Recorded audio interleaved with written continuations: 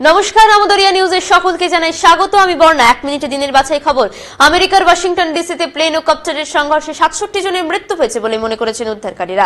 এখনো 40টি দেহ পেটোম্যাক নদী থেকে উদ্ধার হয়েছে। আমেরিকান প্রেসিডেন্ট ডোনাল্ড ট্রাম্পের অভিযোগ, ডেমোক্র্যাট প্রেসিডেন্টের আমলের নিয়োগের ক্ষেত্রে দক্ষতাকে প্রাধান্য দেওয়া হয়নি বলেই এমন হয়ে থাকতে পারে। পরকীয়ার জেরে তরুণীকে খুন, অভিযুক্ত প্রেমিকের স্ত্রী, ছেলে সহ 3 জন। কলকাতার ইএম বাইপাসের ঘটনা, বৃহস্পতিবার রাতে তরুণীর মৃত্যু হয়।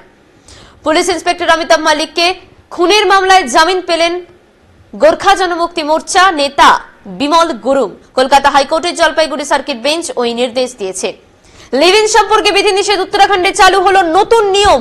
নতুন নির্দেশ অনুযায়ী লিভ ইন সম্পর্কে থাকতে গেলে একটি 16 পাতার ফর্ম ভরতে হবে পুরুষ ও মহিলা দুজনকেই। আধারের সঙ্গে সংযুক্ত করা ওটিপি দিতে হবে।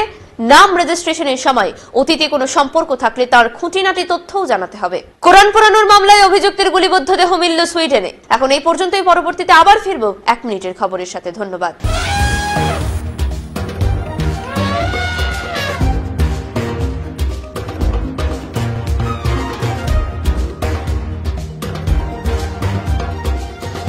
আসছে হাতি ও অভিযান।